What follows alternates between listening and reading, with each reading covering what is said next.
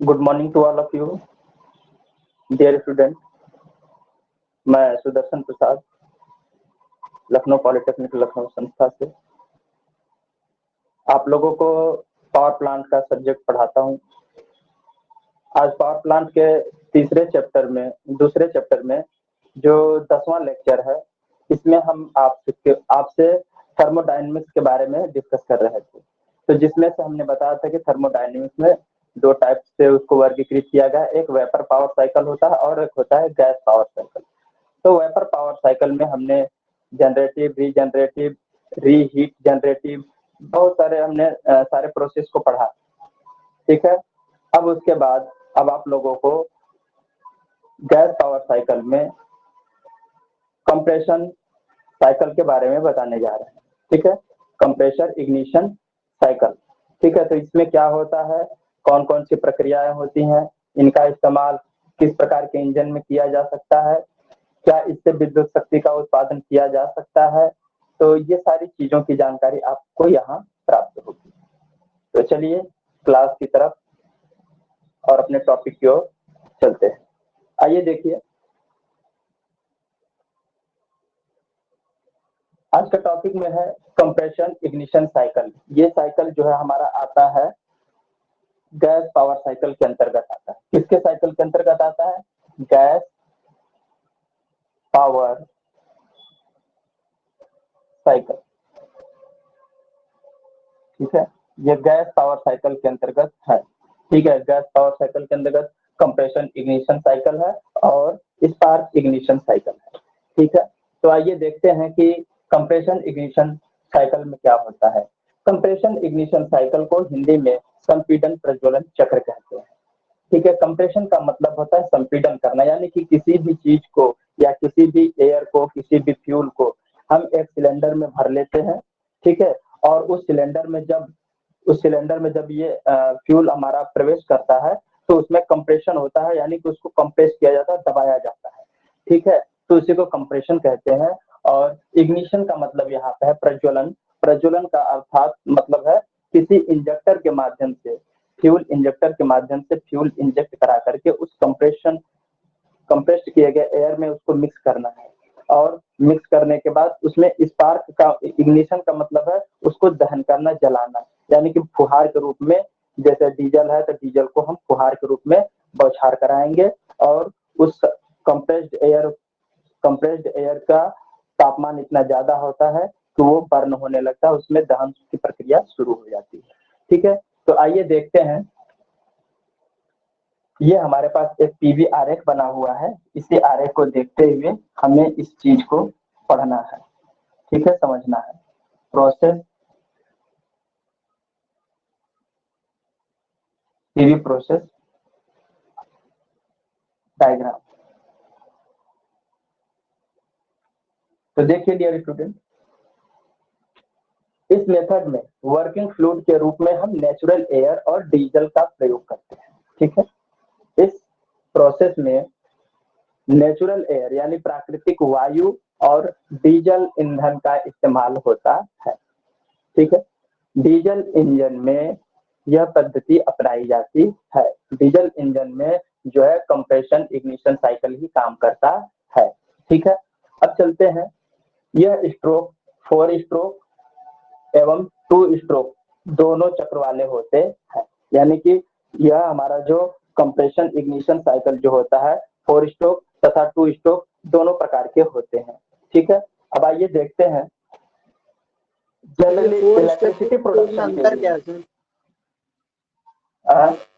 इसमें केवल दो ही इसमें एक चक्र को पूरा करने के लिए हमें 4 स्ट्रोक को फॉलो करना पड़ता है, और इसमें एक चक्र को पूरा करने के लिए केवल 2 ही स्ट्रोक को फॉलो करना पड़ता है। ठीक है, अभी हम इसका डायग्राम बनाएंगे। इसका डायग्राम हम अभी आपको एक आपका है, ये कंप्रेशन इग्निशन साइकिल है, और एक आपका है स्पार्क इग्निशन साइकिल। ठीक है, स्पार्क इग्निशन साइकिल। ठीक है, दोनों का फिगर सेम है, दोनों का फिगर सेम है। तो अभी मैं उसका फिगर बनाऊंगा कि, ठीक है, उसका फिगर अभी इससे नेक्स्ट वाले टॉपिक में मैं उसको बनाऊंगा तो आप लोगों को बिल्कुल और भी क्लियरली समझ में आ जाएगा। ठीक है, जैसे आपने देखा होगा कि इस तरीके से कोई इंजन है, ठीक है, उसमें ये जो हमारा पिस्टन लगा होता है, ये पिस्टन जो होता है जो ऊपर नीचे करता है, और ये हमारा सिलेंडर होता है। ये क्या होता है? सिलेंडर होता है, ठीक है। और ये इस तरीके से हमारी एक क्रैंक लगी होती है, ठीक है, ठीक है। वो नीचे नहीं दिखा। ठीक है, अभी दिखा देते हैं। जैसे इस प्रकार से हमारा एक सिलेंडर चैम्बर होता है, ठीक है, और इसमें एक ये हमारा पिस्टन रॉड है और ये हमारा सिलेंडर का खाली स्थान है, ठीक है। और इसमें ये जो है ऊपर और नीचे मूव करता है। ऊपर वाले को कहते हैं टॉप डेड सेंटर, ठीक है, और नीचे वाले को बोलते हैं बॉटम डेड सेंटर बोलते हैं, ठीक है। इसी टॉप डेड और बॉटम डेड सेंटर के बीच में ये क्या करता है? अप डाउन ऊपर नीचे करता रहता है, ठीक है। और इसमें एक हमारा ये सिलेंडर होता है, ये पिस्टन होता है, ये ऊपर नीचे गति करता है, ठीक है, ये ऊपर नीचे इस तरीके से गति करता है, एक साइकिल पूरा होता है, ठीक है। तो इसका अभी फिगर हम इसको नोट डाउन कराने के बाद आपको बताएंगे, ठीक है। तो पहले इसको समझ लीजिए ताकि हम इसको डायग्राम को जब फिगर को बताएं तो आप लोगों को आसानी से समझ में आ जाए, ठीक है। आइए देखते हैं। तो इस प्रकार में हमें क्या होता है कि 4 स्ट्रोक इंजन में एक चक्र पूरा करने के लिए हमें 4 स्टेप यानी 4 स्टेप में एक चक्र पूरा होता है, और 2 स्ट्रोक वाले इंजन में 2 स्टेप में हमारा एक चक्कर पूर्ण हो जाता है, ठीक है। यानी कि एक चक्र पूरा करने में हमको 2 स्ट्रोक वाले में 2 स्टेप फॉलो करने पड़ते हैं, और 4 स्ट्रोक वाले में क्या होता है, इसको पूरा करने में पहले एक स्टेप इधर फॉलो होता है, फिर दूसरा स्टेप ऐसे फॉलो होगा, फिर तीसरा होगा, फिर चौथा होगा, तब जाकर के एक चक्र पूर्ण होता है, ठीक है। और इसमें एक बार में आधा जाएगा, दूसरे बार में आधा आएगा, पूरा हो जाएगा 2 स्टेप में, और इसमें 4 स्टेप मिला करके तब एक चक्र पूरा होता है। 1 2 3 4 स्टेप यूज होंगे, और इसमें केवल एक स्टेप और 2 स्टेप यूज होता है, ठीक है। तो 2 प्रकार के इंजन होते हैं, ठीक है। आइए आगे देखते हैं। सामान्य तौर पर इलेक्ट्रिसिटी उत्पादन में 4 स्ट्रोक वाले इंजन का इस्तेमाल किया जाता है, ठीक है। देखते हैं कि पहले स्ट्रोक में होता क्या है।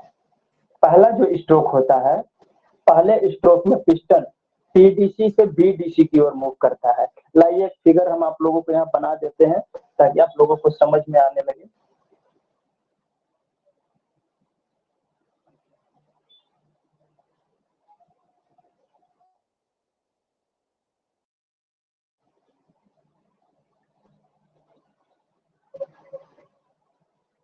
यहाँ तक तो दिख रहा है,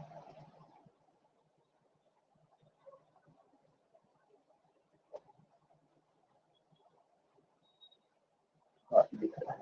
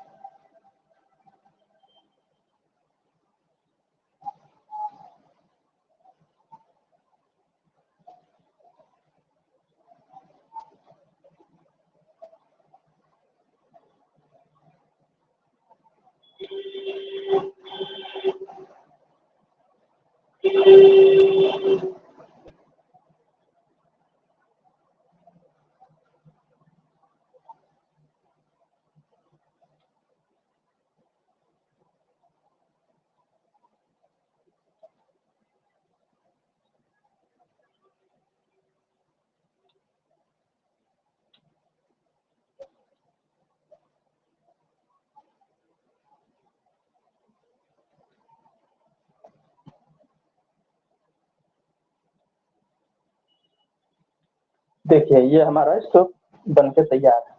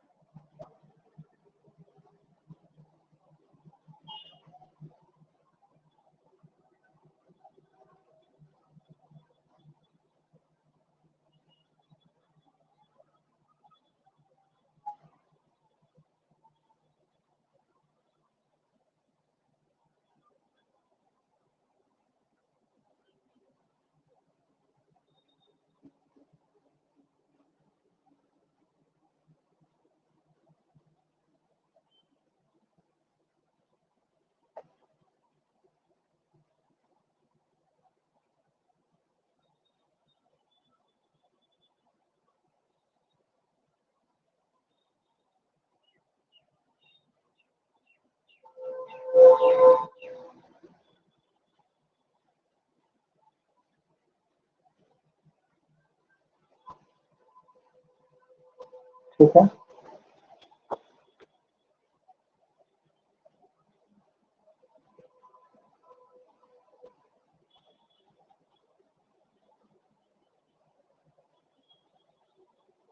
ये देखिए हो क्या रहा है। देखिए पहला स्ट्रोक देखिए यहाँ पे पहला स्ट्रोक जो है सक्शन स्ट्रोक होता है। ठीक है, तो जब सक्शन स्ट्रोक में होता क्या है कि इसमें यहाँ पे देखिए ये सिलेंडर है पूरा हमारा यहाँ से, तो इसको हमने यहाँ से लेके यहाँ तक, ये हमारा TDC है, टॉप डेड सेंटर यानी ऊपरी निष्क्रिय सेंटर। ठीक है, और BDC यानी कि बॉटम डेड यानी निष्क्रिय सेंटर। मतलब इसके नीचे हमारा पिस्टन नहीं जाएगा और इससे ऊपर नहीं जाएगा। ठीक है, इससे नीचे और इससे ऊपर नहीं जाएगा, ये इसी दोनों के बीच में मूव करने के लिए बना होता है, इस लाइन के नीचे। ठीक है, और इस लाइन के अंदर तक यही ये मूव कर सकता है। ठीक है, तो ये ऊपर वाला हो गया TDC और नीचे वाला हो गया BDC। अब आइए देखते हैं TDC और BDC में हो क्या रहा है। तो पहला जो तो हमारा इसमें 4 स्ट्रोक इंजन का, जी इसमें ये वाला एरो क्या शो कर रहा है सर? ये जो BDC के बगल में छोटा सा एरो बना है, ये वाला, इसके बगल में, बस ये बस वाला, बगल में, हाँ ये वाला, ये ये वाला। मैं अभी बताता हूँ। हाँ, ये बता रहा है कि ये पिस्टन नीचे की तरफ आ रहा है। ठीक है, मतलब ये नीचे की तरफ गति कर रहा है। अगर देखिए अगर कोई ये इस तरीके से है, इस तरीके से, अब ये जब नीचे की तरफ गति कर रहा है तो ये घूम रहा है ना, नीचे की तरफ गति कर रहा है, तो इसीलिए डायरेक्शन दिखाया गया नीचे की तरफ जा रहा है। और ये घूम करके ऊपर की तरफ चढ़ रहा है, यानी ये ऊपर की तरफ जा रहा है, इसलिए ऊपर की तरफ डायरेक्शन दिखाया गया है। फिर तीसरे स्टेप में यह सिलेंडर हमारा पिस्टन के साथ फिर नीचे आ रहा है, इसलिए ये इस डायरेक्शन में आ रहा है। और फिर उसके बाद ये घूम करके फिर ऐसे जाने के बाद ये फिर ऊपर की तरफ जाएगा, इसलिए इसको इसके डायरेक्शन को दिखाया गया है कि ये चक्र किधर की तरफ गति कर रहा है। और पिस्टन की डायरेक्शन ऊपर की तरफ जा रही है, BDC की तरफ और TDC की तरफ। ठीक है, अब आइए देखते हैं पहला स्ट्रोक जो है सक्शन स्ट्रोक कहलाता है। इसमें पिस्टन TDC से BDC की ओर मूव करता है, यानी कि ये हमारा पिस्टन पहले कहाँ था, पहले हमारा पिस्टन यहाँ पर था। ये पिस्टन हमारा पहले यहाँ पर था, कहाँ पे था, यहाँ पे था। ठीक है, अब यहाँ से यह पिस्टन मूव करके कहाँ जा रहा है, TDC से BDC की तरफ जा रहा है। ठीक है, पहले स्ट्रोक में पिस्टन TDC से यानी टॉप डेड सेंटर से बॉटम डेड सेंटर की ओर मूव करता है, यानी ऊपर से मूव करके नीचे की तरफ पिस्टन हमारा खिसक के आ रहा है। ठीक है, समझ आ रही कि नहीं बात, ये हमारा पिस्टन नीचे की तरफ आ रहा है, तो ये एरो हमने दिखा दिया कि नीचे की तरफ जा रहा है। ठीक है, इसमें इनलेट वाल्व ओपन होता है और आउटलेट वाल्व क्लोज रहता है। तो ये देखिए डियर स्टूडेंट, यहाँ पर हमारा इनलेट वाल्व है, क्या है, इनलेट वाल्व है। इनलेट वाल्व क्या हो गया, ओपन हो गया, और आउटलेट वाल्व क्लोज हो गया। ये आउटलेट वाल्व जो है हमारा क्या है, क्लोज है। तो आउटलेट वाल्व जब क्लोज है तो इनलेट से क्या आएगा, एयर आएगा, क्या आएगा, हमने कहा था कि इसमें नेचुरल एयर और डीजल के माध्यम से हम इसका कंप्रेशन इग्निशन साइकिल चक्र को पूर्ण कराते हैं। तो देखिए यहाँ पर इनलेट वाल्व ओपन हो गया, इसमें से वायुमंडल की वायु इसमें प्रवेश कर रही है। जब वायु इसमें प्रवेश कर रही है तो यह पिस्टन उस समय पीडीसी से पीडीसी की तरफ गति कर रहा है, क्योंकि वायु जब इसमें भरेगी सिलेंडर में तो सिलेंडर का ये पिस्टन नीचे की तरफ भागेगा। तो इस समय पीडीसी से बीडीसी की ओर गति कर रहा है पिस्टन हमारा, और सिलेंडर में इनलेट वाल्व ओपन होने की वजह से इसमें एयर प्रवेश कर रही है तथा आउटलेट वाल्व हमारा बंद है। कहा गया? आउटलेट वाल्व बंद रहता है।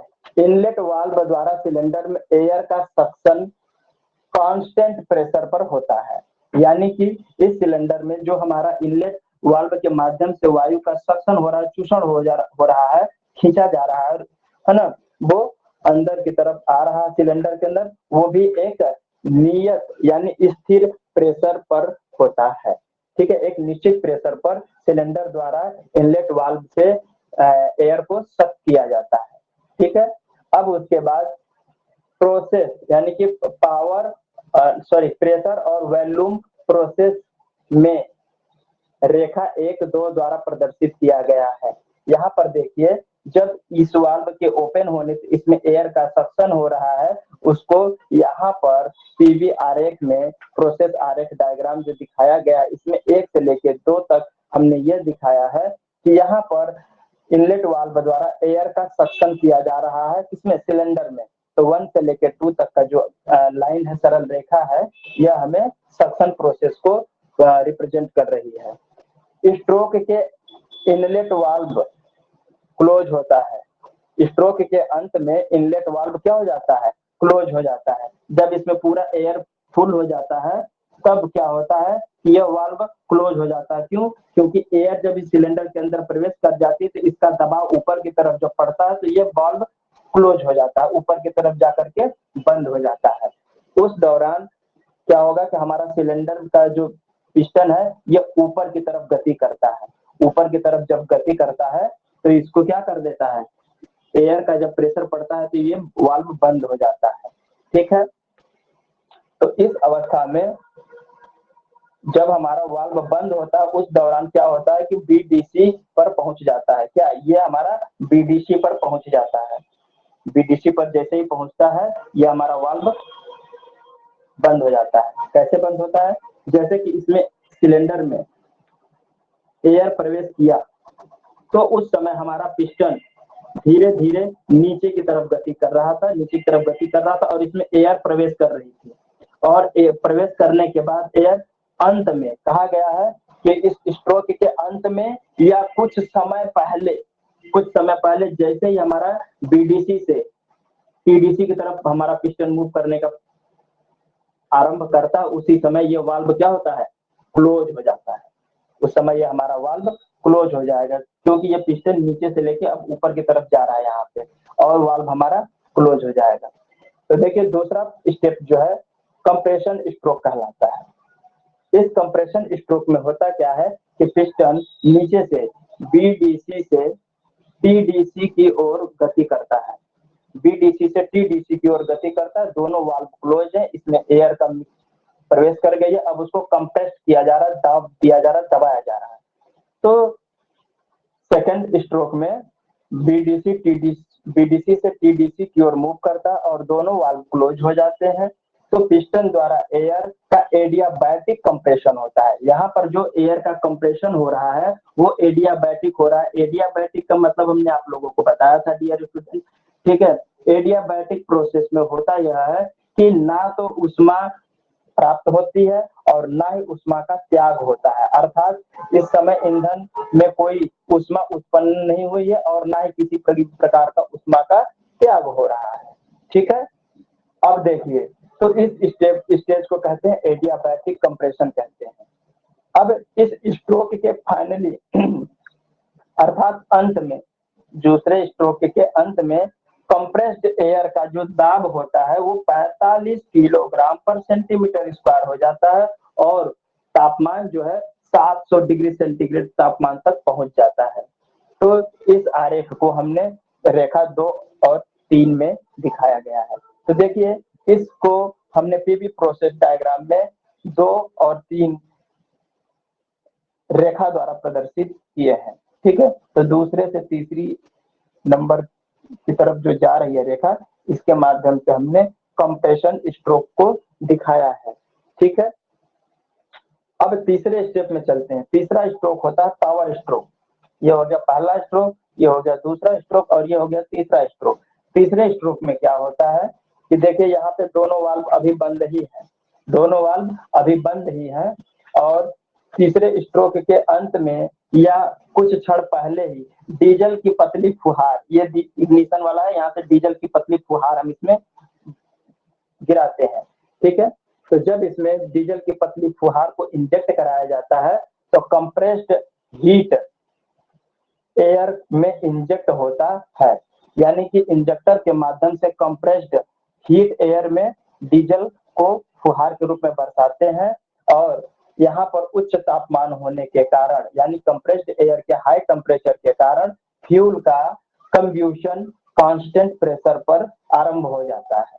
यानी कि कंप्रेस्ड एयर का तापमान अधिक होने के कारण जैसे ही हम उसमें डीजल का इंजेक्शन कराते हैं तो यहाँ पर क्या होता है, ज्वलन क्रिया शुरू हो जाती है, यानी कि कंब्यूशन जिसको कहते हैं, दहन प्रक्रिया आरंभ हो जाती है और यह दहन प्रक्रिया कांस्टेंट प्रेशर पर होता है, जिसे सरल रेखा के माध्यम से 3 और 4 में दिखाया गया है।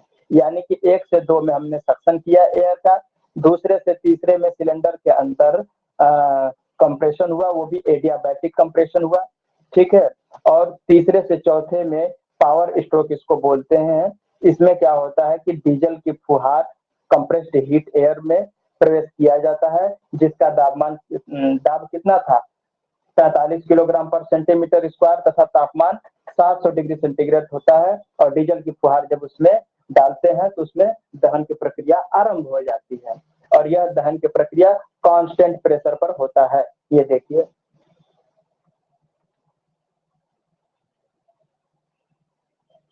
ये जो प्रेशर है, प्रेशर जो है कांस्टेंट है। ठीक है, प्रेशर कांस्टेंट है और इसका वॉल्यूम भी यहाँ पर देखिए, ये ग्राफ जो गिर रहा है कांस्टेंट है। ठीक है, और प्रेशर भी इसका कांस्टेंट है। अब देखिए, इस कारण कांस्टेंट प्रेशर साइकिल नाम से भी पुकारा जाता है, यानी इसे कांस्टेंट प्रेशर साइकिल भी कहा जाता है।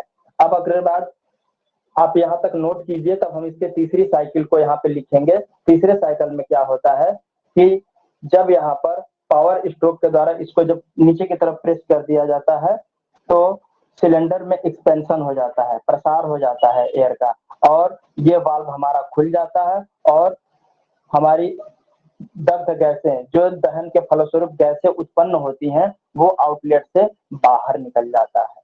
ठीक है, हेलो वो मतलब खराब एयर बाहर जाती है ना। हाँ, जैसे कि हमारा जो फ्यूल है डीजल जो है जब सिलेंडर में प्रवेश करता है तो उसका दहन होता है, तो दहन के फलस्वरूप जो उसमें ऊष्मा उत्पन्न होती है, उस ऊष्मा के द्वारा, उस प्रेशर के द्वारा हमारा पिस्टन अप डाउन गति करता है ना, टीडीसी से बीडीसी, बीडीसी से टीडीसी की तरफ गति करता है। लेकिन जब इस पावर को हमने इस्तेमाल कर लिया तो इसके अंदर दहन के फलस्वरूप जो दग्ध गैसें इसमें प्रोड्यूस होती है उसको बाहर भी तो निकालना है। तो वो चौथे स्टेप में क्या होता है कि एग्जिट वाल्व से बाहर निकल जाता है और पुनः पहली प्रक्रिया फिर से आरंभ हो जाती है कि इनलेट वाल्व ओपन हो जाता है और एयर सक होता है और उसके बाद टीडीसी से बीडीसी की तरफ गति करता है। फिर दूसरे स्टेप में बीडीसी से टीडीसी की तरफ जाता है तो दोनों वाल्व बंद हो जाते हैं और इसको कंप्रेस किया जाता है और इसका दाब 45 किलोग्राम पर सेंटीमीटर स्क्वायर और तापमान 700 डिग्री सेंटीग्रेड यहाँ पर बना होता है। और उसके बाद तीसरे स्टेप में हम डीजल का फुहार जब डालते हैं तो वो बर्न हो जाता है हाई टेम्परेचर होने के कारण। जब बर्न होता है तो इसमें ऊष्मा उत्पन्न होती है जो दाब देता है पिस्टन के ऊपर और पिस्टन नीचे की तरफ गति करता है, अर्थात टीडीसी से फिर बीडीसी की तरफ घूमने लगता है और लास्ट वाले स्टेप में अब पिस्टन बीडीसी से टीडीसी की तरफ जब चलता है तब तक हमारा गैस वाल्व खुला होता है और सारा गैस बाहर निकल जाता है। जब ये प्रेशर ऊपर की तरफ देता है तो पूरा गैस बाहर निकल जाता है, सिलेंडर खाली हो जाता है और पुनः फर्स्ट वाली प्रक्रिया शुरू हो जाती है। फिर इनलेट से वाल्व में अंदर प्रवेश करना है। सर ठीक है, सर तो चौथे इसको में तो हाँ सर चौथे में वाल्व अपने आप खुलता है कि या फिर कोई खोला जाता है सर? नहीं अपने आप खुल जाता है। चौथा स्टेप अभी मैं लिखा देता हूँ, ठीक है, लिखा देंगे तो बिल्कुल अच्छी तरीके से समझ में आ जाएगा। तो इस यहाँ तक बात समझ में आई ना, इसको नोट कीजिए।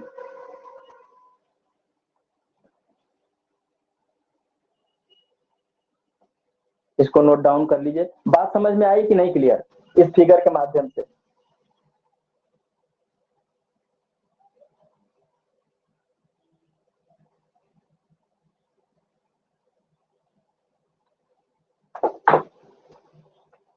इस वाले पॉइंट को बोलते हैं, इस वाले पॉइंट को एसपी, इसको एसपी बोलते हैं, इसको ईवी बोलते हैं,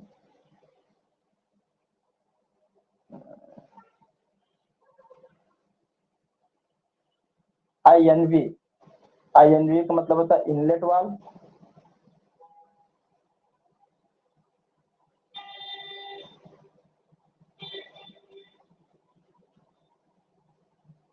ईवी एग्जिट वाल्व, ठीक है, एग्जिट वाल्व। और एसपी का मतलब होता है स्पार्क प्लग।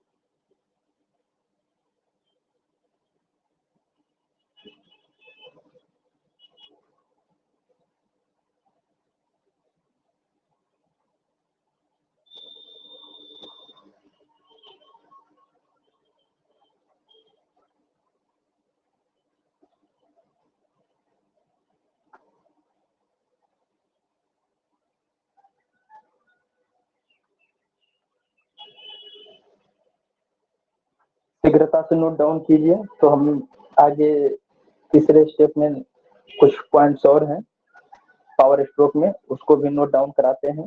फिर उसके बाद चौथे वाले का प्रोसेस भी आपको लिखा देते हैं, ठीक है।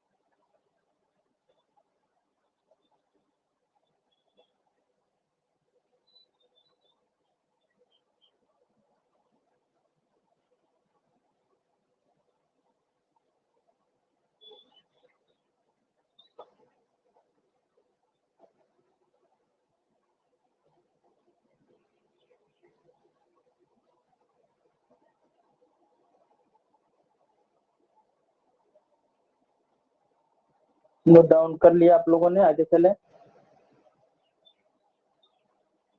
हेलो।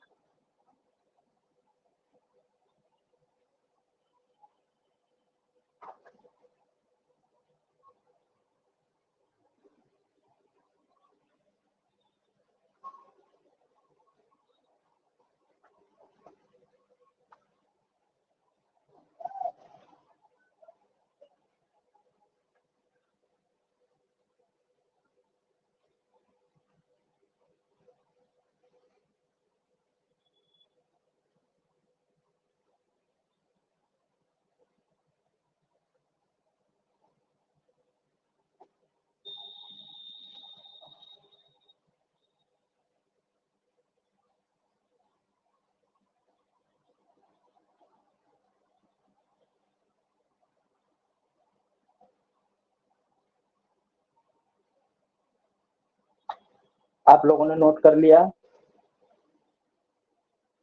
यस सर, हो गया।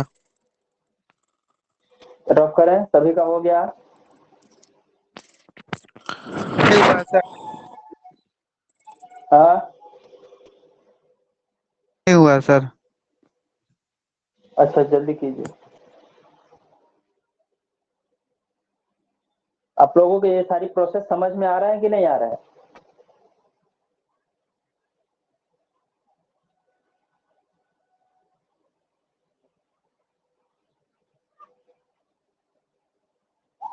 एग्जाम में इसी तरह आएगा क्या?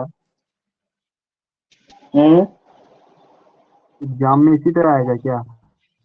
जो 25 हाँ, दिन एग्जाम में जैसे के आसपास होने एग्जाम वाला है। में हाँ, ऐसे अगर साइकिल पूछेगा कि गैस पावर साइकिल में कंप्रेशन साइकिल के बारे में चर्चा कीजिए, तो आपको कंप्रेशन साइकिल के बारे में तो लिखना पड़ेगा ना कि कंप्रेशन साइकिल में क्या क्या चीजें होती हैं। सर ये सब हाँ, कंप्रेशन इग्निशन साइकिल। हाँ, कैसे लिखेंगे? चारों स्टेप लिखने पड़ेंगे।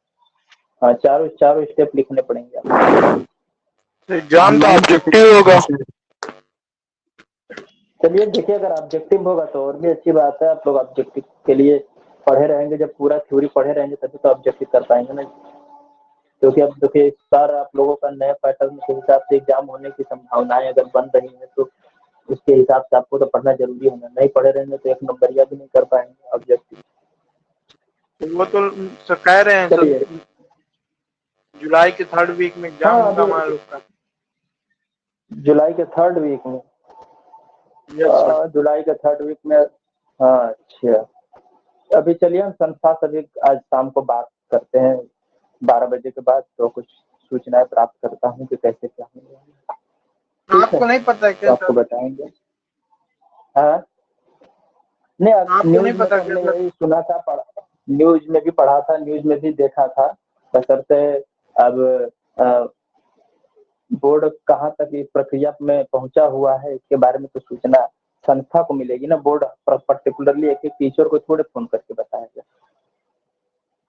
है ना। या तो नोटिस जारी होगा, है ना, और उसकी प्रक्रिया विधि कैसी है उसकी जानकारी संस्था में आएगी, तो उससे तुरंत पता चल जाएगा।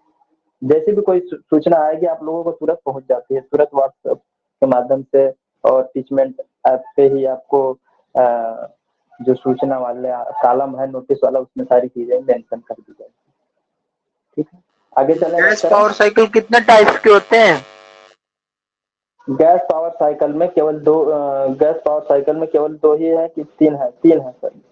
ठीक है, तो तीन है, जिसमें कि एक आपका स्पार्किंग इग्निशन साइकिल अभी बताने वाला हूँ इसके बाद, और एक कंप्रेशन साइकिल आपको बता ही दिया, और एक साइकिल और होता है गैस टरबाइन साइकिल होता है। ठीक है, तीन साइकिल होते हैं, तीनों भी बता देते हैं। यहाँ पे देख लीजिए, गैस पावर साइकिल एक होता है स्पार्क इग्निशन,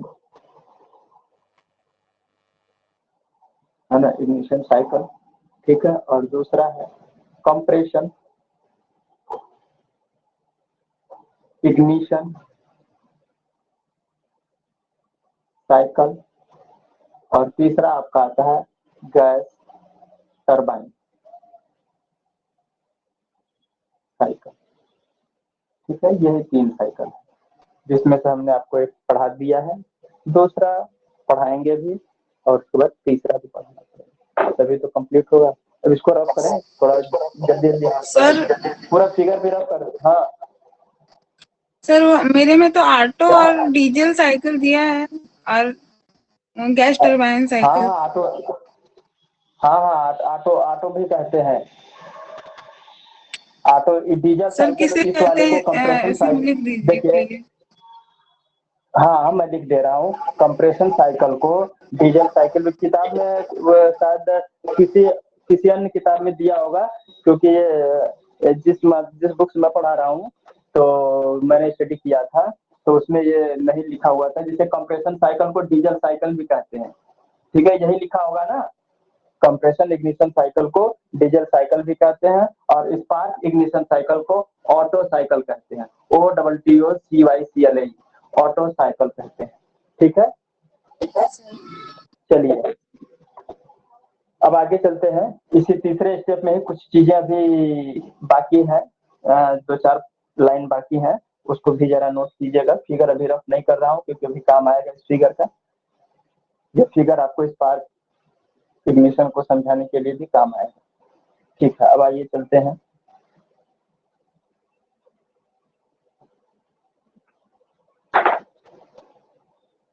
आपने यहाँ तक तो लिखा कि कांस्टेंट प्रेशर साइकिल भी कहते हैं ईंधन। अब इसके आगे लिखेगा तीसरे वाले में ही, ईंधन दहन के फलस्वरूप, ईंधन दहन के फलस्वरूप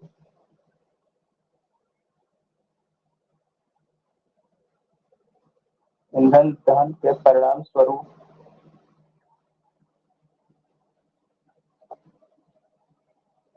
उत्पन्न गैसें, सिलेंडर में उत्पन्न गैसें, सिलेंडर में उपजी या उपजी गैसों या गैसें, उपजी गैसें सिलेंडर को TDC से TDC से BDC की ओर धकेलती है, की ओर पुश करती है, पुश करती है। इस प्रोसेस में गैसों का एडियाबैटिक एक्सपेंशन होता है। इसमें गैसों का गैसेस का एडियाबैटिक एक्सपेंशन, एडियाबैटिक का मतलब क्या हो गया? बिना उष्मा लिए और दिए, है ना। गैसेस का एडियाबैटिक एक्सपेंशन, एडियाबैटिक एक्सपेंशन होता है कौन से चक्र में? तीसरे स्ट्रोक में। ठीक है, ये देखिए एडियाबैटिक कंप्रेशन, और तीसरे स्ट्रोक में, यहाँ तीसरे से चौथे स्ट्रोक में पहुंचने के बाद अब यहाँ से एडियाबैटिक एक्सपेंशन वाली प्रक्रिया शुरू हो जाएगी। ये देखिए एडियाबैटिक एक्सपेंशन वाली लाइन है ना। एडियाबैटिक एक्सपेंशन आरंभ होता है। ठीक है, इसे पीवी आरेख में, पीवी प्रोसेस आरेख में डायग्राम में रेखा 4, 5 के द्वारा प्रदर्शित किया गया है। ठीक है, अब यहाँ पे हमारा पिस्टन जो है यहाँ से टीडीसी से बीडीसी की ओर गति कर रहा है ना। ये देखिए तीसरे स्टेप में हम लिख रहे हैं कि ये हमारा पिस्टन टीडीसी से बीडीसी की ओर गति करता है। तो इस समय हमारा कंप्रेस्ड एयर का क्या हो रहा है, एक्सपेंशन हो रहा है। तो ये एक्सपेंशन जो हो रहा है वो एडियाबैटिक एक्सपेंशन हो रहा है। इसमें ना ही उष्मा प्राप्त हो रही है, ना उष्मा का त्याग हो रहा है। ठीक है, और हमारा सिलेंडर में जब दाब पड़ रहा है तो पिस्टन टीडीसी से बीडीसी की ओर चल रहा है, जिसे 4 और 5 नंबर की सरल रेखा के द्वारा प्रदर्शित किया गया है। अब आगे चलिए, इसमें लिखिएगा यह स्ट्रोक, इस स्ट्रोक में पावर का उत्पादन होता है। पावर का उत्पादन होता है तभी तो हमारा ये क्या होता है, टीडीसी से बीडीसी की ओर पिस्टन मूव करता है। बिना पावर के ये कैसे मूव करेगा, एक शक्ति इसको प्राप्त होती है। ठीक है, ये जब मूव करता है तो इसी से हमारा क्या होगा, हम पावर का उत्पादन करते हैं, जैसे डीजल इंजन देखा होगा। ठीक है, तो उसी पावर के माध्यम से हम कार्यकारी कार्य को अंजाम देते हैं। और यांत्रिक ऊर्जा प्राप्त होती है, यांत्रिक ऊर्जा या यांत्रिक कार्य प्राप्त होता है, यानी मैकेनिकल कार्य प्राप्त होता है। ठीक है, मैकेनिकल कार्य प्राप्त होता है। इस स्ट्रोक के अंत में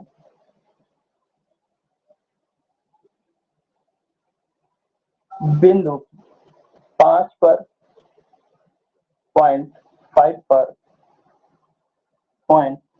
पर एग्जिट वाल्व ओपन हो जाता है।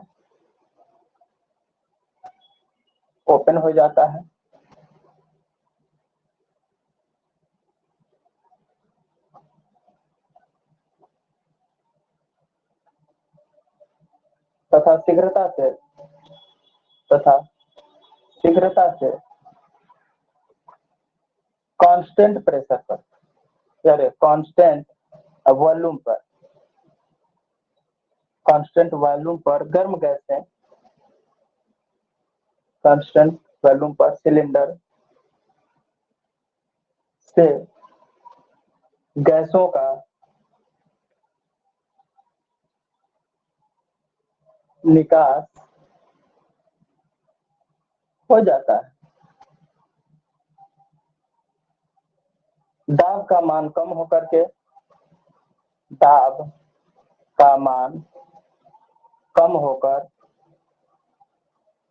कम होकर वायुमंडलीय दाब, एटमॉस्फेरिक प्रेशर के बराबर हो जाता है। क्योंकि जब हमारे निकास वाल्व से कांस्टेंट वॉल्यूम पर हमारा जो है जो अन्य गैसें उपजी हुई होती हैं वो बाहर निकल जाती है, तो धीरे धीरे सिलेंडर के अंदर का जो है वॉल्यूम क्या हो जाता है, कम होता जाता है, और उसका जो है जो प्रेशर होता है, प्रेशर का मान धीरे धीरे कम होते होते एटमॉस्फेरिक प्रेशर के बराबर अर्थात वायुमंडलीय दाब के बराबर हो जाता है। ठीक है, और जब तक ये वाल्व खुलता नहीं है उस दौरान तक वायुमंडलीय दाब से इसका दाब ज्यादा होता है, तभी तो ये हमारे पिस्टन को मैकेनिकल कार्य करने के लिए प्रेरित करता है। ठीक है, बल प्रदान करता है। ठीक है, यार इसमें जैसे किसी भी इंजन को चलाने के लिए पहले मतलब इसीलिए प्रेशर क्रिएट करते हैं, मतलब जैसे किसी भी इंजन को चलाने के लिए इसीलिए बस प्रेशर क्रिएट करते हैं ना, कि वहाँ पे पिस्टन हिल सके, पिस्टन मूव कर सके।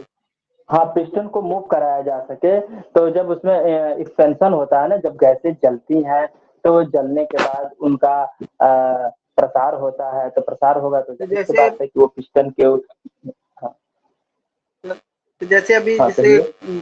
कोई डीजल इंजन स्टार्ट जैसे ट्रक स्टार्ट होती है तो पहले प्रेशर क्रिएट किया जाता है सर चलाने से पहले, हुँ, तो हुँ। उसको यहाँ पे यूज कर सकते हैं, उसी वही प्रिंसिपल पे काम करता है ना ये।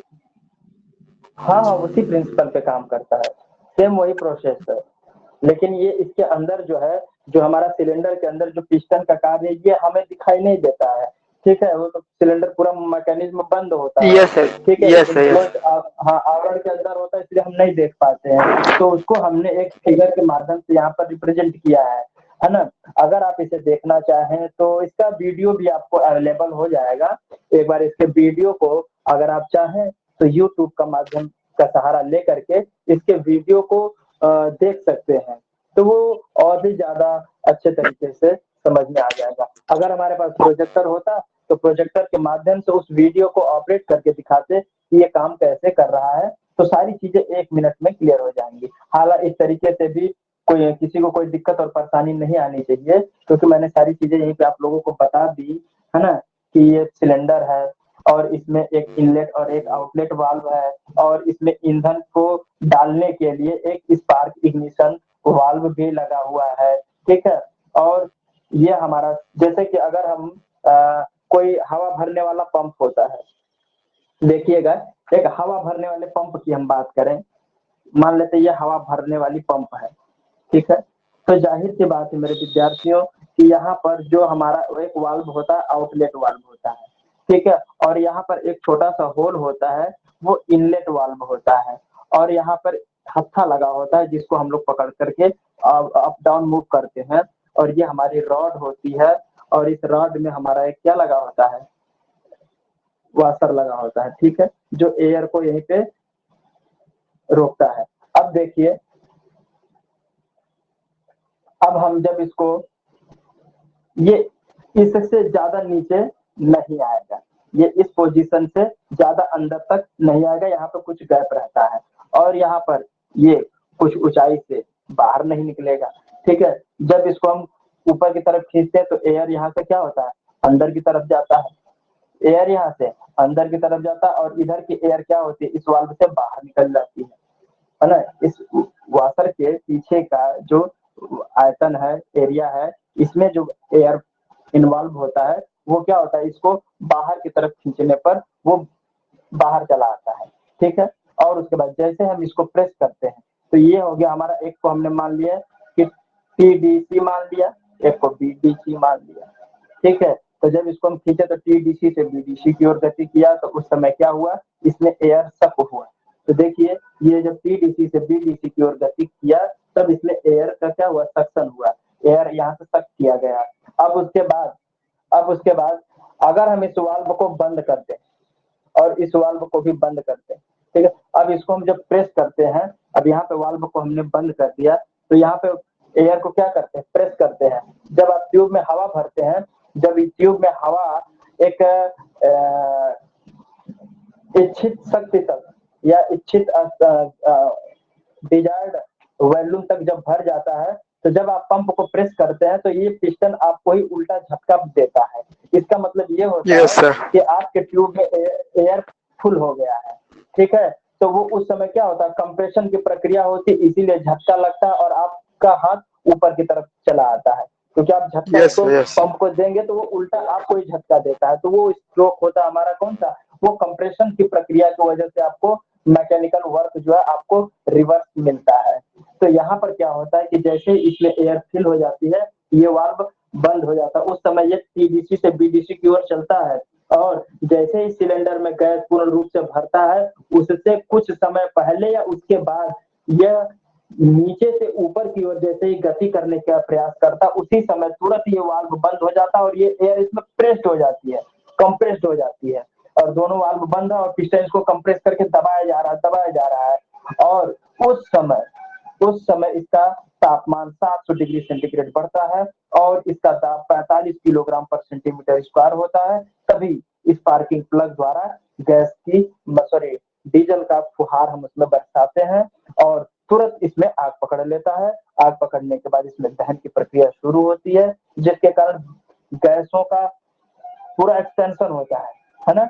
ऊपर जो गैस इसमें दहन के बाद उत्पन्न होती है वो पूर्ण पिस्टन पर प्रेशर देती है, जो पिस्टन सिलेंडर के अंदर टीडीसी से बीडीसी की ओर नीचे की तरफ भागता है तेजी से, और जैसे ही नीचे की तरफ भागता है तो इसका वॉल्यूम कम हो जाता है। इसका वॉल्यूम क्या हो जाएगा, जब ये भाग करके यहाँ पे आ जाएगा तो इसका आयतन क्या हो गया, बढ़ गया, इसका एरिया बढ़ गया, तो गैसों का प्रेशर थोड़ा कम पड़ा और ये वाल्व धीरे से खुल जाएगा और तुरंत गैसें जो अन्य प्रकार की उपजी हुई थी दहन के फलस्वरूप वो बाहर निकलती है। जैसे ही वो बाहर निकलती हैं और उसके बाद पिस्टन गति कर ही रहा था तो ये धीरे धीरे ऊपर की तरफ चढ़ता है और गैस धीरे धीरे निकल जाती है। और जैसे ही गैस पूरी निकल जाती है तुरंत ये वाल्व बंद हो जाता है प्रेशर के कारण, और फिर पिस्टन नीचे की तरफ जैसे ही आता है ये वाल्व खुलता है और पूरा एयर इसमें प्रवेश कर जाता है। बात समझ में आई कि नहीं कुछ? Hello? Yes sir, yes sir. बात समझ में आई ना? तो अब आगे चलते हैं। ये तीसरा स्ट्रोक यहाँ तक हमने कंप्लीट कर दिया है। अब आगे चलते हैं चौथे स्ट्रोक में, देखते हैं क्या होता है। चौथे स्टेप में जो हमने बताया है इसी चीज को मैं अब आपको लिखाने जा रहा हूँ। तो चलिए चौथे स्ट्रोक को नोट कर लीजिएगा। ऊपर वाला ये हो गया नोट, ये वाला जी सर। यस इसको सर। नोट कीजिए। तो मैं चलिए तब आगे चलते हैं। चौथे स्ट्रोक में जो चीजें हो रही थी उसको मैं लिखित तौर पे आपको लिखा दे रहा हूँ ताकि आपको बाद में पढ़ने में सुविधा हो और उसको याद कर लें। सारा प्रोसेस आप समझ लेंगे तो इसमें याद करने वाली कोई बात भी नहीं है, ठीक है। कॉन्सेप्ट समझ में आ जाएगा तो याद करने का कुछ बचेगा ही नहीं। अब लिखिएगा इसमें फोर्थ स्ट्रोक। फोर्थ स्ट्रोक को क्या कहते हैं? इसको कहते हैं एग्जॉस्ट स्ट्रोक या एग्जिट स्ट्रोक भी कह सकते हैं, ठीक है। इस स्ट्रोक के दौरान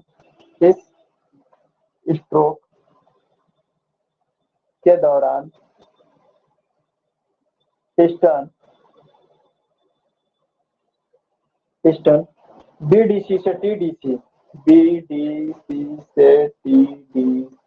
देखिए इसमें क्या है, पिस्टन जो है, पिस्टन यहाँ पे बीडीसी से अब टीडीसी यानी नीचे से अब ऊपर की तरफ देखिए गति कर रहा है। हमने एरो भी लगाया है, यहाँ से दिखाया कि इसका फ्लाई व्हील जो है ऊपर की तरफ गति कर रहा है, ठीक है। और यह पिस्टन बीडीसी से टीडीसी की ओर गति कर रहा है, ठीक है।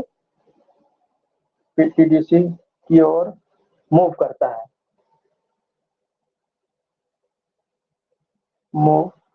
है, तथा निकास वाल्व तथा एग्जिट वाल्व ओपन रहता है, जिससे सारी गैसें, उपजी गैसें बाहर निकल जाए, ठीक है। तो एग्जिट वाल्व ओपन रहता है। सिलेंडर से गैसों का निकास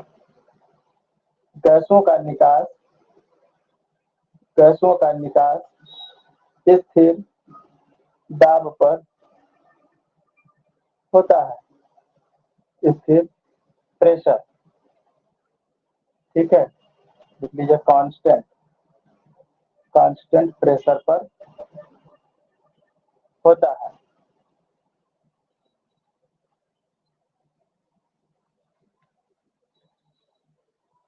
पीवी प्रोसेस में इसे रेखा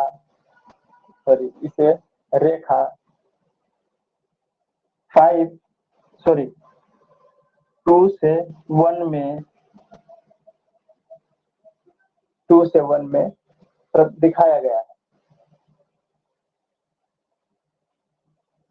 अब देखिए ये 2 से 1 वाली जो प्रक्रिया है, यहाँ पर यही चीज दिखाई गई है कि यहाँ से गैस बाहर निकल रही है।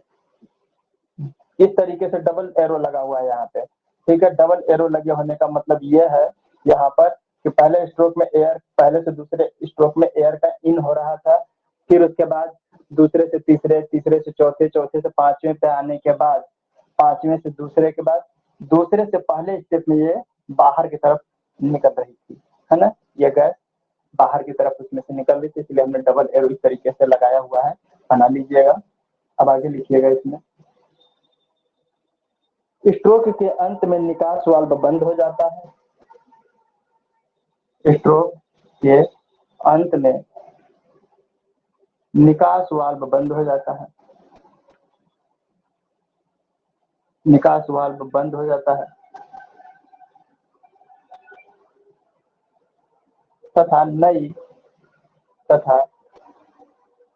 नई प्रक्रिया या तथा नया चक्र आरंभ हो जाता है।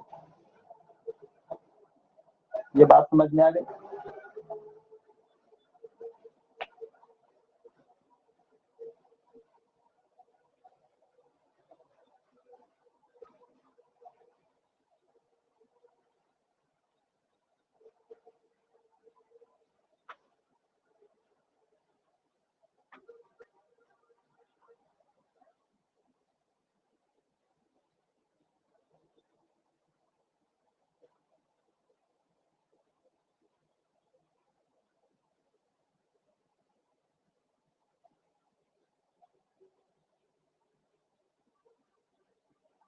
तो ये हमारा कौन सा है, कंप्रेशन इग्निशन साइकिल को इससे क्या कहते हैं, इसे डीजल साइकिल के नाम से भी जाना जाता है।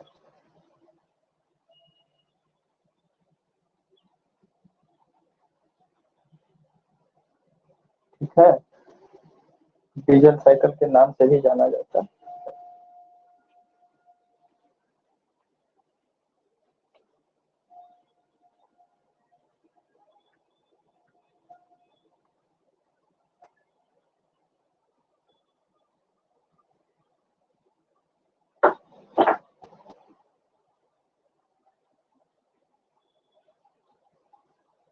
हो गया यहाँ तक।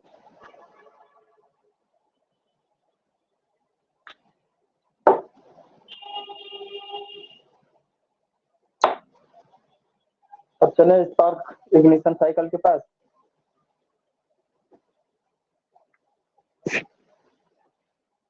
आइए स्पार्क इग्निशन साइकिल भी खत्म कर लेते हैं।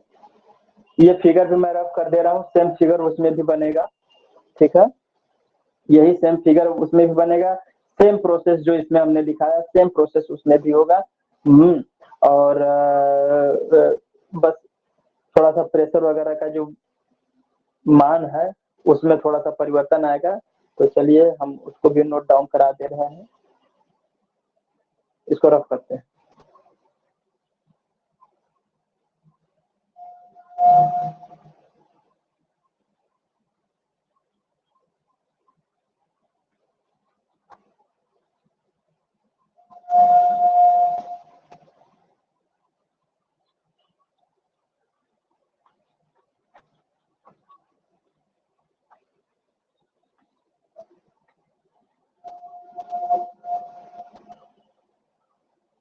स्पार्क इग्निशन साइकिल यानी कि फूलन प्रज्वलन चक्र कहते हैं। चलिए इसके बारे में नोट डाउन कीजिए।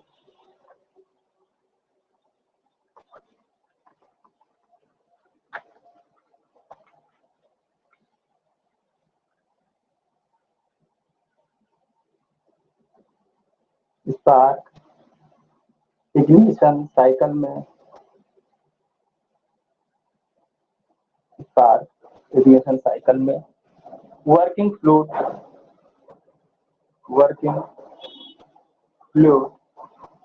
यानी कार्यकारी पदार्थ या कार्यकारी द्रव के रूप में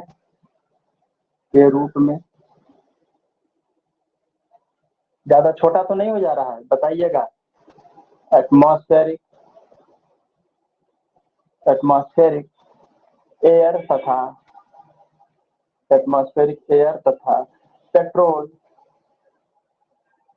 पेट्रोल का यूज होता है। पेट्रोल का यूज होता है। पेट्रोल फ्यूल का यूज होता है। यह पेट्रोल इंजन में यूज किया जाता है। यह मेथड पेट्रोल इंजन में प्रयोग किया जाता है।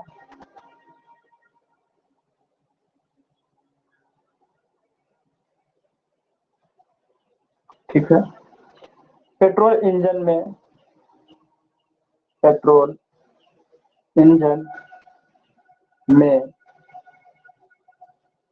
4 स्ट्रोक एवं 2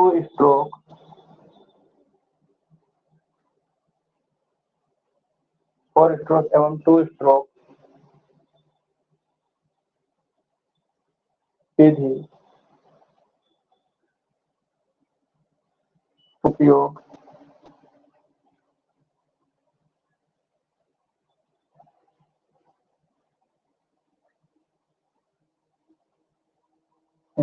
पेट्रोल इंजन में 2 स्ट्रोक एवं 4 स्ट्रोक इंजन का यूज होता है। ठीक है। अब आगे लिखिएगा, इलेक्ट्रिक पावर जनरेशन के लिए इलेक्ट्रिक पावर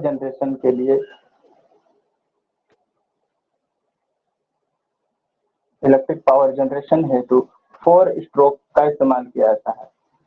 4 स्ट्रोक इंजन का उपयोग किया जाता है।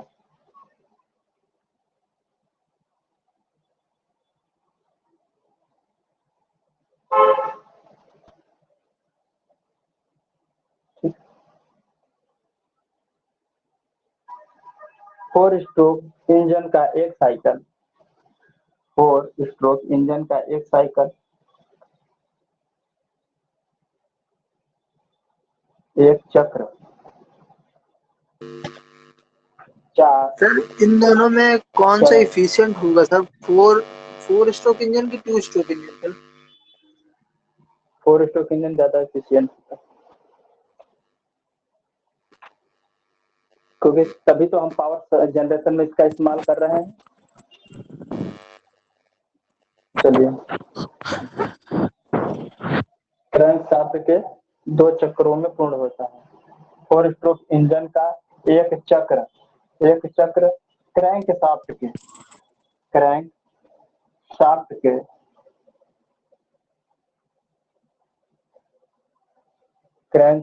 के 2 राउंड में पूर्ण होता है या पूर्ण किया जाता है। सर 2 स्ट्रोक चक्र कहाँ देखने को मिलता है, किस गाड़ियों में? अभी सारा उसका एग्जांपल मैं नोट करा देता हूँ, इसको कंप्लीट करा लेने दीजिए। ठीक है। अब आगे चलते हैं इसके बाद पहला स्ट्रोक। ठीक है। सेम जैसा भी इसके पहले जो हमने प्रोसेस बताया था, सेम वही प्रोसेस यहाँ पे देखिए होने वाला है। पहला स्ट्रोक जल्दी करिए, क्योंकि आप लोगों को नोट करते करते टाइम भी खत्म हो जाएगा। पहला स्ट्रोक जो होता है आपका सक्शन स्ट्रोक कहलाता है। Suction stroke. ठीक है। सक्शन स्ट्रोक में नोट कीजिएगा, इसमें पिस्टन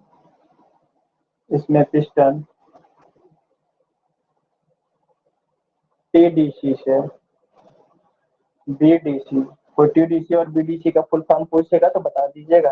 टीडीसी से बीडीसी की ओर मूव करता है।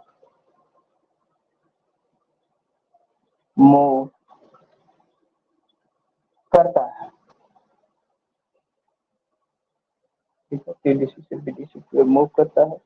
इस दौरान इनलेट वाल्व ओपन रहता है।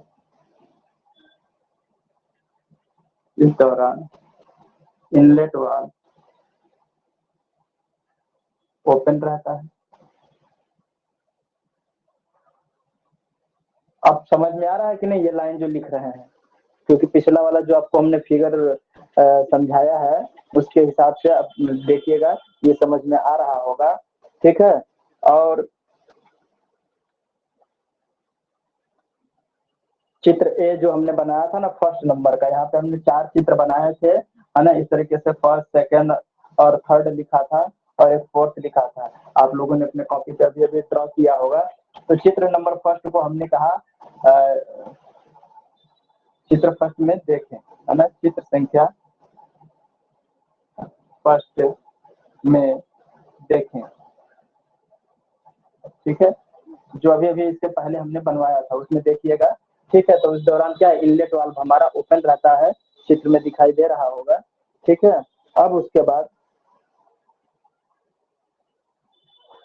प्रवेश वाल्व द्वारा एयर तथा पेट्रोल का मिक्सचर, प्रवेश वाल्व यानी इनलेट वाल्व द्वारा, इनलेट वाल्व द्वारा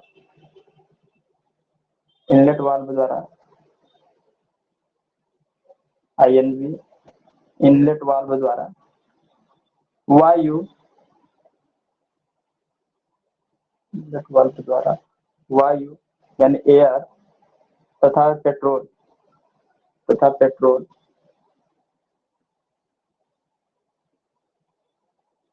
ठीक है, तथा पेट्रोल का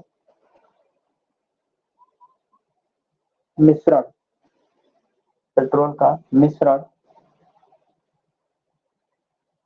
कांस्टेंट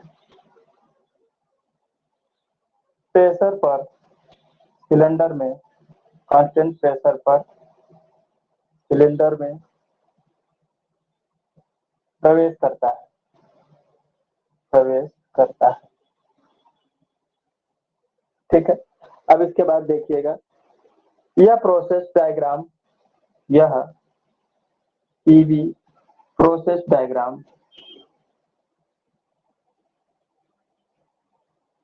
1 से 2 में, है ना, 1 से 2 में सरल रेखा द्वारा प्रदर्शित किया गया है।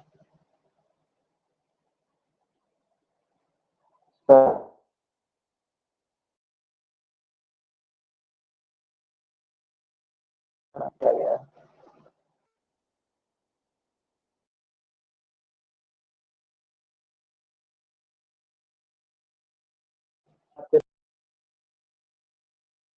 ये डायग्राम वही बना हुआ है, सेम है।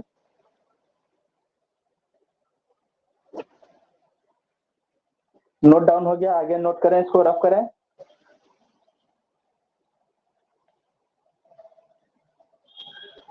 बताइए, रफ करें। Yes sir. चलिए,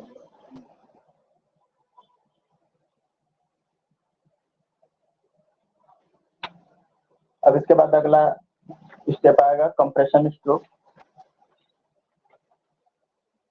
नोट कीजिएगा, कंप्रेशन स्ट्रोक दूसरा है कंप्रेशन। अब इसमें कंप्रेशन होगा सिलेंडर में, तो कंप्रेशन के दौरान क्या प्रक्रिया होगी, एयर और पेट्रोल के मिक्सचर को कंप्रेस किया जाएगा। तो इसमें पिस्टन BDC से TDC की ओर मूव करता है। इसमें पिस्टन BDC से TDC की ओर, BDC से TDC की ओर मूव करता है,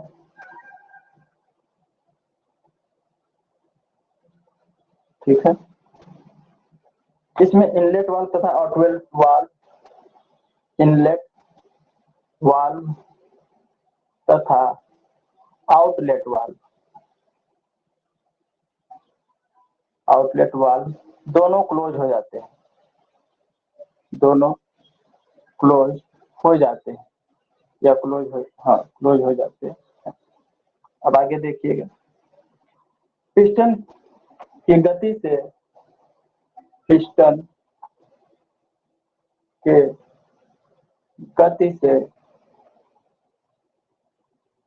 चार्ज,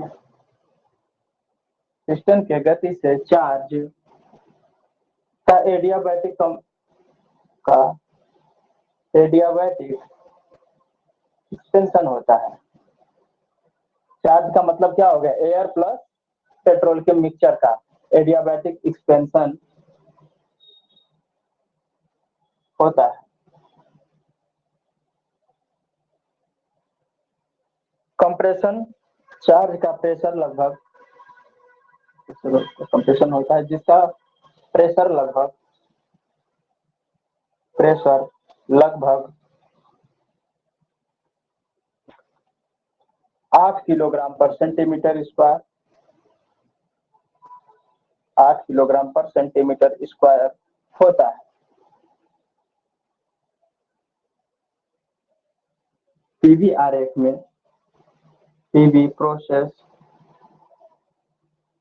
आरेख में यानी डायग्राम में और सरल रेखा द्वारा, सरल रेखा नहीं लिखेंगे, एक वक्र रेखा है, तो आरेख में रेखा 2, 3 द्वारा प्रदर्शित किया गया है,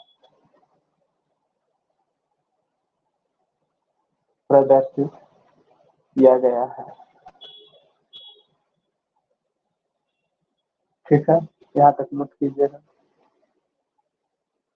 इस स्ट्रोक के अंत में या कुछ क्षण पहले, इस स्ट्रोक के अंत में या कुछ क्षण पहले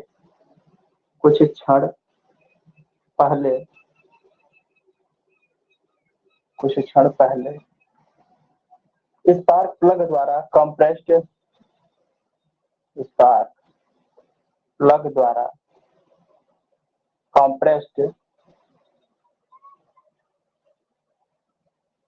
कंप्रेस्ड चार्ज का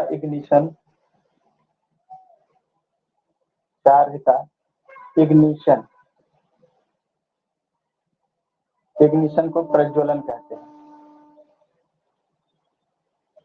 ठीक है, प्रज्वलन हो जाता है।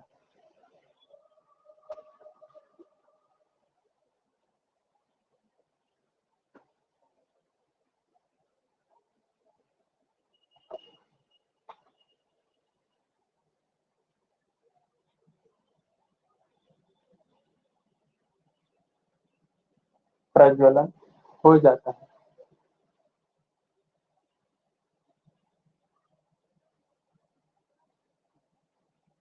ठीक है, अब आगे लिखिएगा इसमें।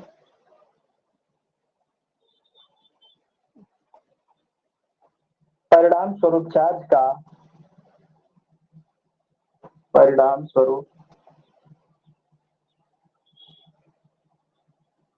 चार्ज का टेम्परेचर, चार्ज का प्रेशर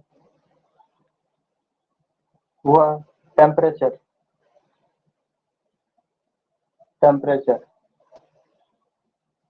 शीघ्रता से अधिक हो जाता है,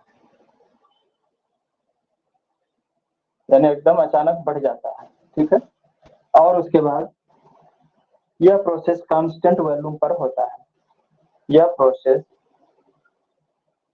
कांस्टेंट वॉल्यूम पर होता है।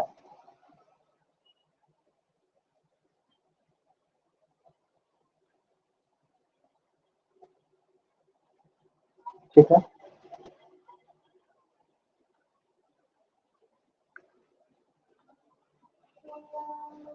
इसे पीवी डायग्राम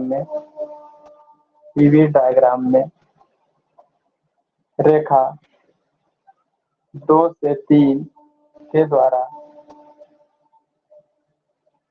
3 से 4 के द्वारा, ये देखिए 3 से 4 के द्वारा कांस्टेंट आयतन, ये वॉल्यूम वाला लाइन है ना, ये क्या है, आयतन वाली लाइन है, तो इसका आयतन देखिए ऊपर 3 से 4 और नीचे ए और बी के बराबर ही है, ठीक है, तो वॉल्यूम में कोई परिवर्तन नहीं हो रहा है, तो इसे पीवी डायग्राम में तरह 3 से 4 के द्वारा प्रदर्शित किया गया है,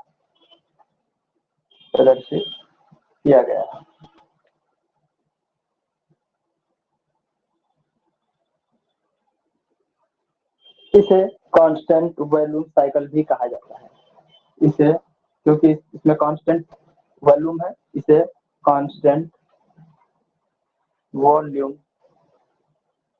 साइकिल भी कहा जाता है।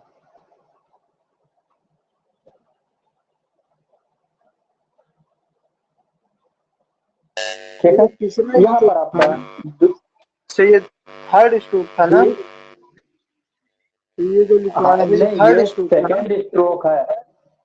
नहीं कौन सा, ये सेकंड स्ट्रोक चल रहा है, कंप्रेशन अभी हो रहा है ना, तो कंप्रेशन के लास्ट वाली पोजीशन की ये बात चल रही है। जब कंप्रेशन की सारी प्रक्रिया खत्म हो गई, अब कंप्रेशन के बाद अगला स्टेप शुरू होने वाला है, उस समय ये जो पीवी डायग्राम में जो रेखा प्रदर्शित की गई है वो 3 से 4 वाली रेखा के द्वारा ही प्रदर्शित किया गया है। ठीक है। Okay sir.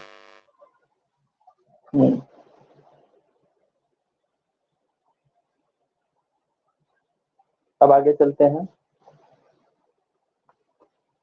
पावर स्ट्रोक, इसको रफ करें। चलिए पावर स्ट्रोक नीचे लिखता हूँ थोड़ा देर के लिए, मार्कर पावर स्ट्रोक। ठीक है, इसमें दोनों वाल्व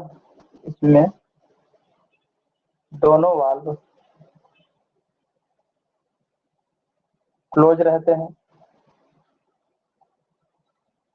दोनों वाल्व क्लोज रहते हैं गैसों के दाब बल के कारण। गैसों के दाब बल के कारण, गैसों के दाब बल के कारण पिस्टन टीडीसी से बीडीसी की ओर, बीडीसी की ओर, टीडीसी से बीडीसी की ओर गतिशील हो जाता है, जिससे मैकेनिकल पावर प्राप्त होती है, जिससे मैकेनिकल पावर प्राप्त होती है।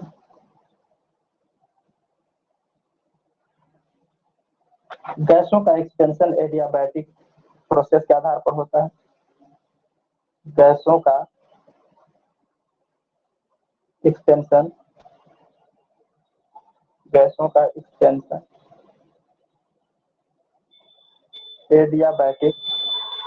एडियाबैटिक हमेशा याद रखिएगा कि एडियाबैटिक क्या होता है। ठीक है, एडियाबैटिक एक्सपेंशन के आधार पर होता है।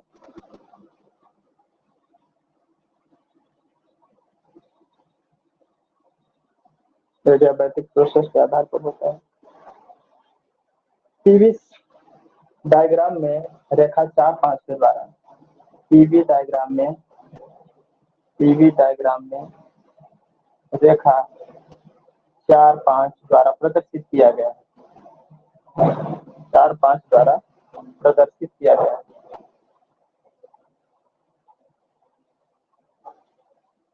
सारा प्रोसेस देखो लगभग वैसे ही है ना, बस ये है कि उसका टेम्परेचर, प्रेशर इसी की ओर अंतर आ सकता है। आगे चलते हैं। स्ट्रोक के अंत में ऊपर वाला मैं रफ करता हूँ।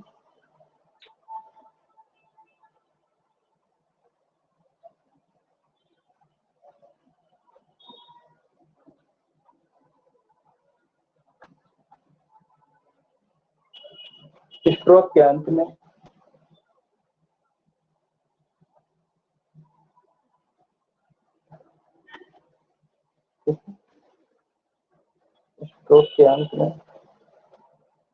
या कुछ क्षण पहले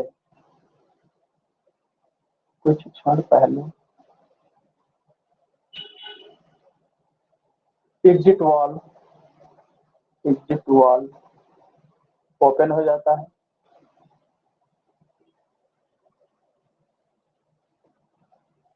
जिससे गैसें शीघ्रता से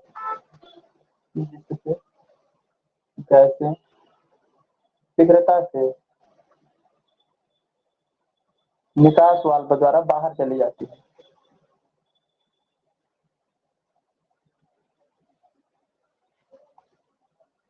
निकास वाल्व द्वारा सिलेंडर से बाहर निकल जाती है।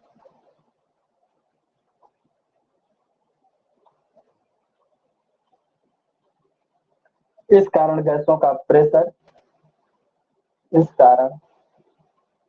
गैसेस का प्रेशर कम होकर वायुमंडलीय दाब के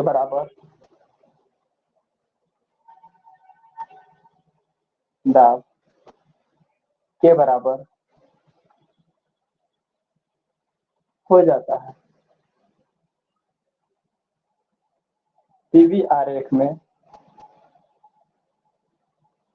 रेखा 5-2 द्वारा प्रदर्शित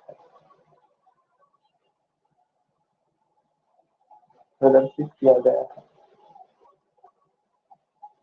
ठीक है, और लास्ट है चौथा स्ट्रोक।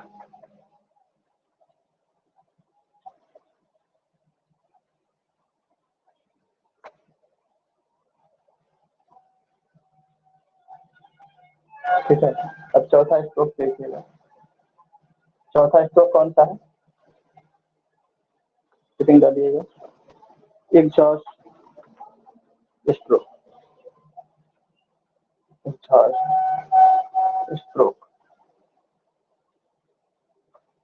इस स्ट्रोक के दौरान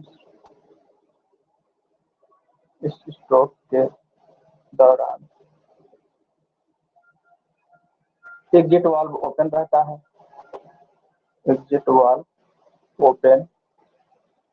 है। तथा इनलेट वाल्व बंद रहता है। इनलेट वाल्व क्लोज रहता है तथा पिस्टन बीडीसी से टीडीसी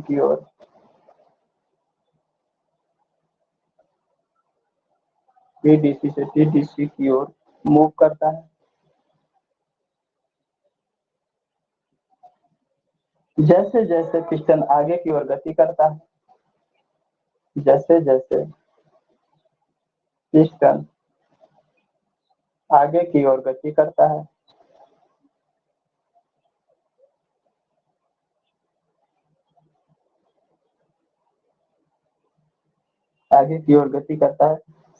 गैसें सिलेंडर से बाहर निकल जाती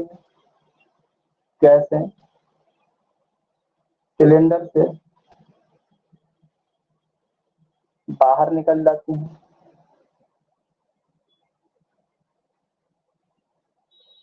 ठीक है, सिलेंडर का वॉल्यूम कम हो जाता है और गैसें बाहर निकल जाती हैं और कांस्टेंट प्रेशर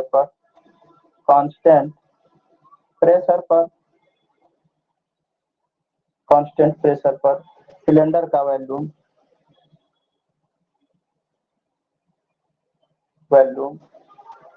कम हो जाता है।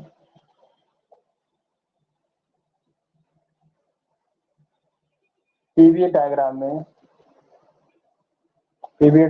में सरल रेखा 2 से 1 में प्रदर्शित किया गया है।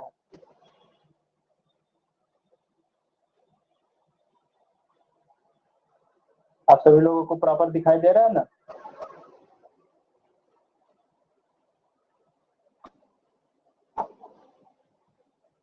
बताइए।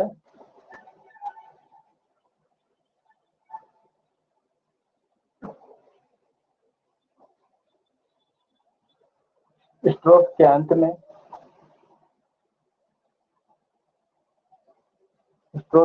में या कुछ क्षण पहले निकास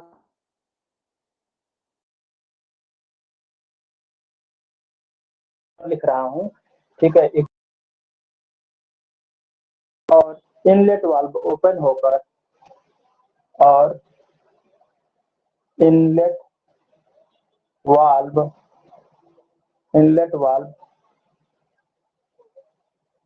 होकर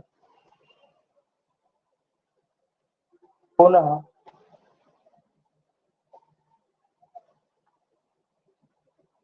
इनलेट वाल्व ओपन होकर पुनः नए चक्र को आरंभ कर देता है।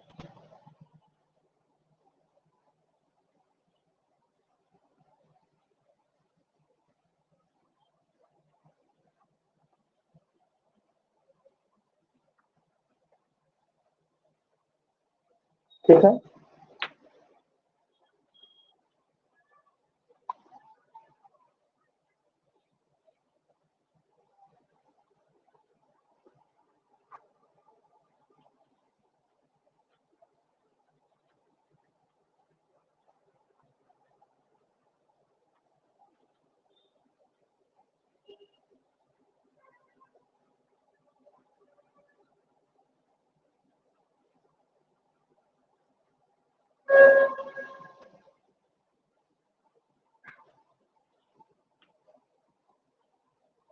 ठीक है, यहाँ तक सभी लोगों ने नोट कर लिया।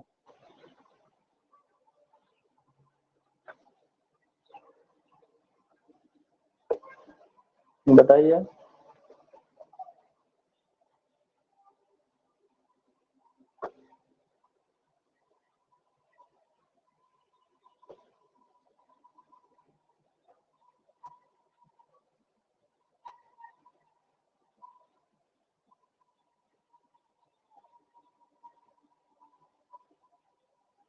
कंप्लीट हुआ?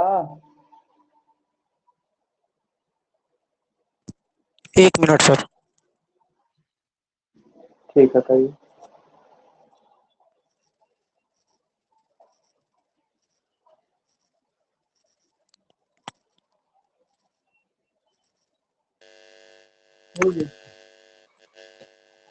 ओके, तो डियर स्टूडेंट, थर्मोडायनेमिक साइकिल में वेपर पावर साइकिल को हमने खत्म कर दिया था और गैस पावर साइकिल चल रहा था, जिसमें से गैस पावर साइकिल में 3 स्टेप हैं। तो पहला है स्पार्क इग्निशन साइकिल, जिसे हमने पढ़ लिया, और दूसरा था कंप्रेशन इग्निशन साइकिल, वो भी हमने पढ़ लिया। अब लास्ट बचता है हमारे पास गैस टरबाइन साइकिल। तो अब गैस टरबाइन साइकिल के बारे में अगले लेक्चर में हम इस पर डिस्कस करेंगे। आज के लिए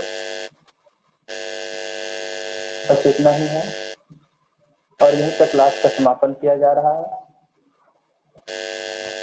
थैंक यू क्लास।